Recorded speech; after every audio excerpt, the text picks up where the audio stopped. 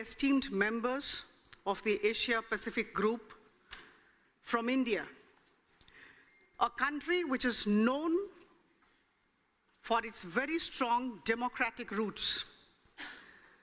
Most humbly and respectfully, I must say that as Vice President of the IPU ExCom, it gives me immense pleasure and I consider it to be my privilege to brief you regarding the happenings in the Executive Committee meeting, the 294th Executive Committee meeting, which was held on 11th and 12th October in Geneva. Mr. Dick, Honorable Speaker of Australia, as member of the Executive Committee, was there with me, and Mr. Fadli John, who is not present here, from Indonesia. He had joined us online. He's also not present today. Friends, out of 17 members, 15 had attended the Executive Committee meeting and gave their valuable suggestions. My esteemed colleagues from the 35 countries of the Asia-Pacific region, I think we are all well aware of the IPU tagline, for democracy, for everyone. I think this says all. We are also aware of the 5 strategic objectives of the Inter-Parliamentary Union. Number 1, as you know, building effective and empowered parliaments, promoting inclusive and representative parliaments, supporting resilient and innovative parliaments, catalyzing collective parliamentary action, and number 5, strengthening the IPU's accountability. And I'm delighted to mention here that within the framework of these 5 strategic objectives and the IPU tagline, there was very fruitful discussion in the Executive Committee, and about 19 agenda items had been taken up for discussion, and all the esteemed members gave their very good views. Friends, please allow me some time. It's very important for you all to know what transpired in the Executive Committee meeting. The main objective of the meeting was to discuss the activities of the IPU. Very important for all of us to know what's happening in the IPU. And to finalize the agenda of the Governing Council to be held in this 149th IPU at Geneva. Program of the General Assembly to be held here, which commences from today, was also discussed and ratified, approved by the Executive Committee members. It is pertinent to mention here that the last Executive Committee of the IPU was held on 19th of June 2024, and as a continuation on 18th of July 2024, summary of the records of this Executive Committee was also ratified by the Executive Committee members. I'm very happy to mention here that our President, Madam Tulia Axon,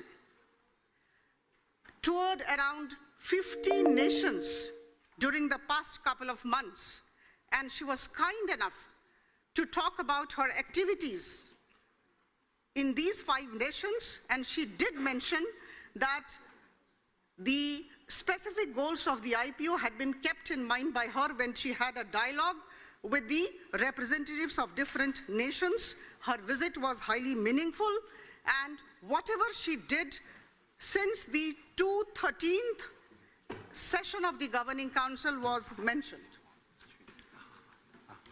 The Secretary General, I'm delighted to welcome our President, Madam Tulia Axon. We were just mentioning about you, Madam.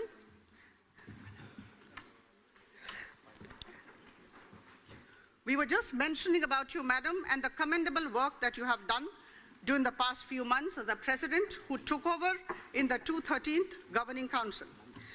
Now, the Secretary General also gave an update on the activities of the IPU, and he also did give a report on the status of implementation of the IPU strategy between 2022 and 2026. Thirdly, I'm very glad to inform this August House that the IPU Secretariat had taken up 37 parliaments, 37 nations for reporting and surveying as regards their status pertaining to the implementation of the IPU's decisions, recommendations, initiatives, and resolutions. Most of the parliaments, most of these 37 parliaments have done extremely well, and in the executive committee meeting, we also decided the list of the countries, the list of the parliaments which would be taken up for 2025 and 2026.